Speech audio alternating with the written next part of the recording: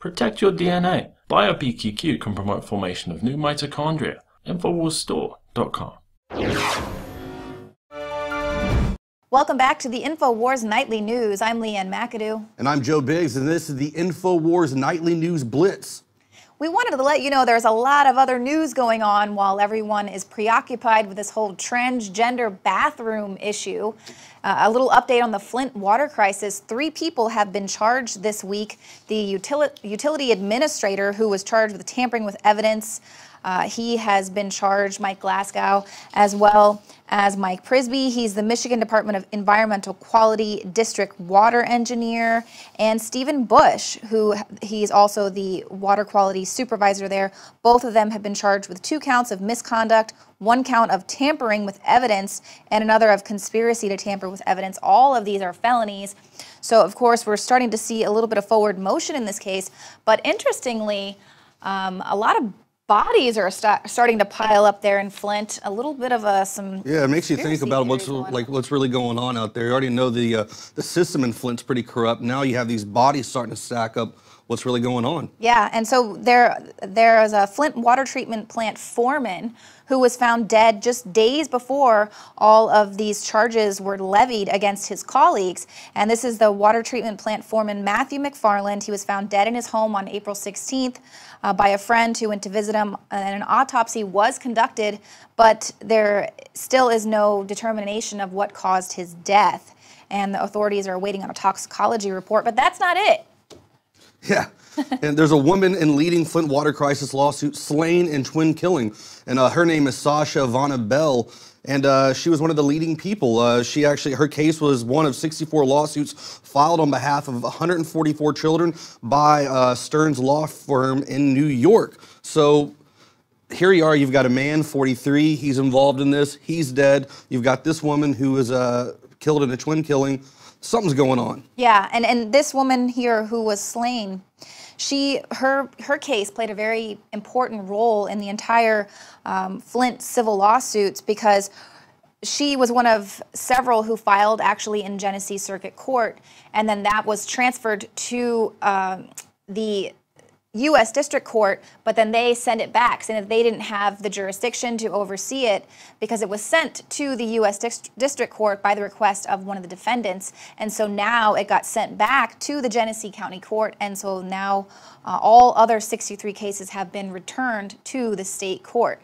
So here, you know. And she said that her baby had lead poisoning as well, and that's kind of what got her involved in this. Yeah. You were there not too long ago. I mean, what was going on when you were in Flint, Michigan? What did you see? I mean, well, it was just a lot of people there who were really devastated by the state of their town. I mean, this was once a thriving city that turns into practically a ghost town. And what I also saw when I was there is that it wasn't only black families who were being affected by this, although it is largely a black population there in Flint, but this was just across the board.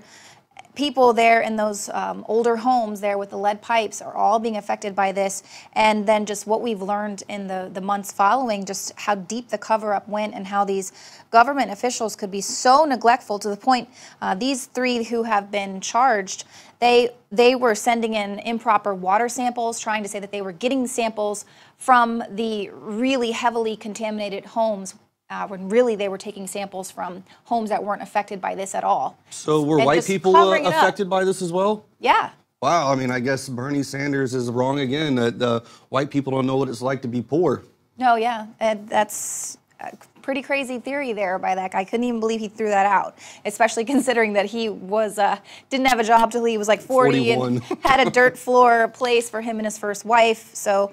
But I don't know, that's what we kind of do here in America now, is just completely suspend our reality. Now, but switching gears here, we also have another court case going through with some ISIS suspects who were apprehended in Minnesota. These were 3 American men who were accused of trying to join the Islamic State group. And now we're finding that one of these men says that he wanted to open up routes from Syria to the U.S. through Mexico. And he was going to tell ISIS members about this route so that it could be used to send members to America to carry out these terrorist attacks. And the interesting thing is, too, you have to read between the lines sometimes. There's the main guy that they're talking about here. His name is Omar, last name Omar. He was asked if he was involved in sending troops or people over to Syria to kill American citizens. So they made him the way they posed the question was, the way they asked the question was, are you going to kill Americans overseas? And clearly, he's already being looked at for bringing Syrians possibly into America. So it was kind of a weird question that they asked this guy. Easy like for him to deny that conspiracy allegation. to kill troops overseas. No, he doesn't want to kill them overseas. He's bringing them here to America to kill them here. Right. We already saw what happened in San Bernardino. We've already gone down to the border. Josh Owens and I went out there. We filmed. We showed you in Arizona. We showed you in El Paso. We've shown you in Laredo just how easy it is to come across the border in Laredo, Texas. Josh and I got those guys smuggling drugs over. Those could easily, in those satchels, be chemicals used to make explosives with. We saw with James O'Keefe dressing up like Osama bin Laden crossing the border, or in Canada coming into the States with sarin and all these different chemicals, you know, Ebola. It can happen, and it's not ridiculous for us to ask questions. Right. You know, we already know it's a widely known thing around the world that our borders are not secure. So it would be crazy for these guys who want to do harm in America to ignore that important free information that they get. You know, hey, they're telling us their weakness. Let's exploit it. Let's use it. Right. Well, and not to mention, I know Breitbart reported about how they're actually now making some agreements with the cartels. And we just saw how they discovered the longest tunnel to ever be discovered going from Tijuana into California. And there they only were able to confiscate a massive amount of drugs. But those tunnels could also easily smuggle terrorists through. So not only do we have a porous border, but there's also these underground tunnels that we don't even know where they are all across the country. I mean, once again, we're willing to throw our safety away to be politically correct. Well, talking about politically correct, I mean, here we have, and this is our fair and balanced justice system that we've got. It's just so insane. So the attorney who's trying to help these three men or representing them, they don't want to allow certain evidence to be presented to the jury because they want the jurors to decide without fear and contempt alone. So they want to not put in things that are on their phones, phone calls where they have talking about returning to attack the United States, saying they watch videos of gruesome images, have the World Trade Center towers, the footage of them burning and falling on their phone, as well as pictures of Osama bin Laden. They don't want that presented to the jury because then the jury is going to automatically just, they're not terrorists, you know. They were just thinking about maybe being terrorists. Yeah, going as far as planning routes and contacting other elements outside of the U.S. in order to bring troops and recruit them into our homeland here. That's completely ridiculous. I mean, when you see stuff like that, it's just like, that's the evidence that needs to be presented to the jury that backs up the fact that, hey, all right, these guys are talking about bringing them in.